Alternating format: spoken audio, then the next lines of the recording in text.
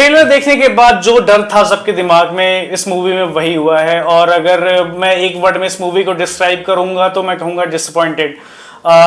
That is the word for this movie. Yes, I am talking about war 2। मैंने finally war 2 देख ली है और इस वीडियो में चलिए फटाफट बात करते हैं वॉर 2 के रिव्यू के बारे में। जब आप एक स्पाई मूवी देखने जाते हो तो जो आपके दिमाग में थॉट होता है ना कि इसमें काफी सस्पेंस देखने को मिलेगा, थ्रिल होगा, स्पाई क्राफ्ट बेहतरीन तरीके से दिखाया जाएगा, अंडरकवर ऑपरेशंस चल रहे होंगे, इस मूवी में आपको कुछ भी नहीं देखने को मिलेगा ऐसा। और जो आपको इस मूवी में देखने के लिए मिलेगा वो है भर भर के VFX, heavily loaded VFX scenes और साथ में aura farming.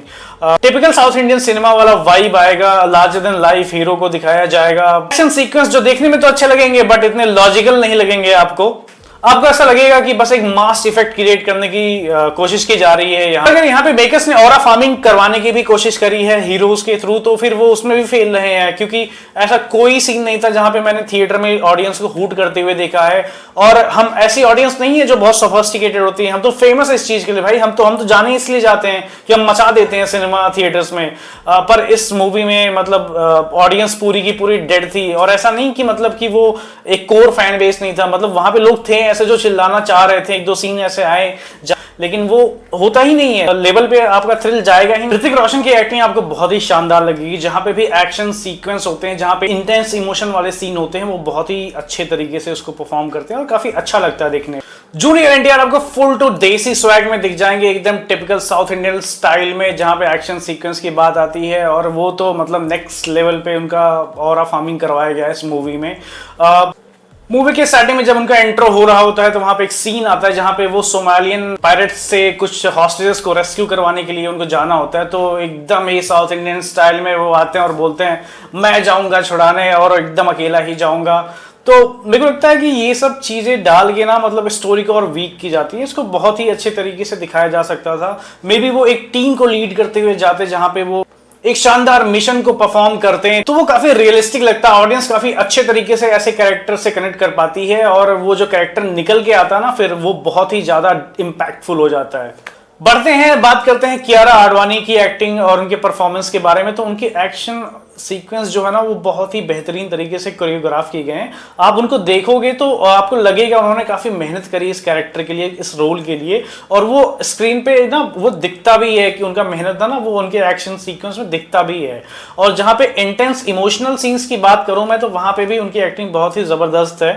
But again problem ये है कि उनका ज्यादा रोल ही नहीं है इस मूवी में। मतलब अगर ट्रेलर की बात करूं तो उसके अलावा शायद उनके 2-3 मिनट और होंगे, उसके अलावा तो उनका कोई रोल ही नहीं इस मूवी में। फिल्म का मेजर प्रॉब्लम अगर मैं कहूं तो वो स्टोरी टेलिंग ही है, क्योंकि यहाँ पे जो पूरा ध्यान दिया गया है वो ज्यादातर वीएफएक्स पे दिया गया है। स्टोरी यहाँ पे प्रेजेंट और पास्ट में चलती हुई दिखाई जाएगी जो थोड़ी कहानी को मेसी बना देती है। वो स्टोरी की क्रिस्पीनेस को खराब करती है, प्लॉट थोड़ा वीक पड़ जाता है वहां पे और काफी रिस्की चॉइस होता है जहां पे भी ऐसा कुछ करने की कोशिश की जाती है, क्योंकि टाइम कम होता है। आपको करंट प्लॉट का भी पूरा बिल्डअप करना है और पास का जो आप दिखा रहे हो अगर वो बढ़िया से कनेक्ट नहीं हो पाए तो वो टेरिबली फेल होता है और यहाँ पे भी वही हुआ है। जो अगला कंप्लेन है वो बस इसी मूवी से नहीं है, मुझे पूरी की पूरी मतलब बॉलीवुड का जो एक माइंडसेट है ना कि मतलब मूवी में गाना भी डाल दो, रोमांस भी डाल दो, एक्शन भी डाल दो, मतलब आप जॉनरा पे स्टिक रहो ना यार। मतलब कि अगर आप एक्शन मूवी बना रहे हो तो गाना मत डालो भाई, हो गया। मतलब वो जमाना चला गया जब मूवी में 8-10 गाने होते थे, हीरो हीरोइन को नचवा रहे हो आप, मतलब प्लीज बंद कर दो। एक बढ़िया स्टोरी पकड़ो, मूवी बनाओ, खत्म करो यार। अगर आपको इतना ही शौक है वीडियो डालने का तो साथ में आप एक म्यूजिक एल्बम रिलीज कर दो और प्लीज मूवी को मत बर्बाद करो। मतलब जहां पे भी कहानी ना एक पेस पकड़ती है वहां पे गाना आ जाता है। तो मेरे को लगता है कि गाने वैसे भी कहानी में इतना कंट्रीब्यूट नहीं करते हैं, वो थोड़ी देर के लिए एंटरटेनिंग हो सकते हैं। मतलब आप एक डिस्ट्रैक्शन क्रिएट करना चाहते हो, अगर आपकी कहानी में इतना दम नहीं तो शायद आप वो एज अ फिलर डाल दो, लेकिन अगर आपकी कहानी बढ़िया होगी तो गाने की जरूरत ही नहीं है। मेरे को लगता है मेकर्स को ज्यादा ध्यान अब स्टोरी पे देना चाहिए, क्योंकि ये वही ऑडियंस है जो मिशन इम्पॉसिबल जैसी मूवीज देखती है, जेम्स बॉन्ड जैसी मूवीज देखती है और उनका एक्सपेक्टेशन लेवल भी वैसे ही सेट हो जाता है क्योंकि वो अच्छा कंटेंट भी कंज्यूम कर रहे हैं।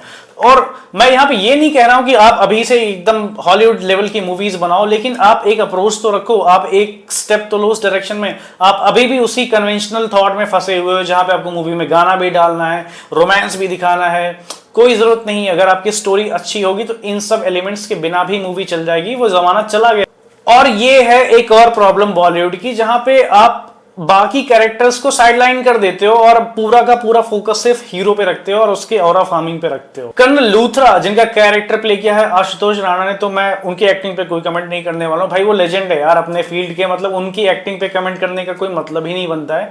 जितना भी रोल उनका है इस मूवी में, वैसे तो उनका भी कियारा आडवाणी की तरह कम ही है, पर जितना भी है उनका रोल वो बहुत ही एकदम शानदार तरीके से उसको परफॉर्म करते हैं। जबरदस्त एक्टिंग है उनकी। स्क्रीन प्ले फर्स्ट हाफ का ओके ओके ही है, टेम्पो बहुत ही लो है। मेरे को लगता है कि लोग पूरे टाइम यही वेट कर रहे थे कि कुछ अब शायद उनको देखने को मिलेगा, कुछ सरप्राइज आएगा, थोड़ा थ्रिल बढ़ेगा, बट मूवी पूरी की पूरी फेल हो जाती है फर्स्ट हाफ में। बस वीएफएक्स के अराउंड ही सब कुछ खेला गया है। सेकंड हाफ से आपकी एक्सपेक्टेशन थी कि शायद मूवी अब पेस पकड़ेगी, थोड़ा बहुत एक दो जगह पे पकड़ती भी है, लेकिन फिर से टेम्पो डाउन ही हो जाता है, तो फिर वो इम्पैक्ट डालने में फेल ही होती है मूवी।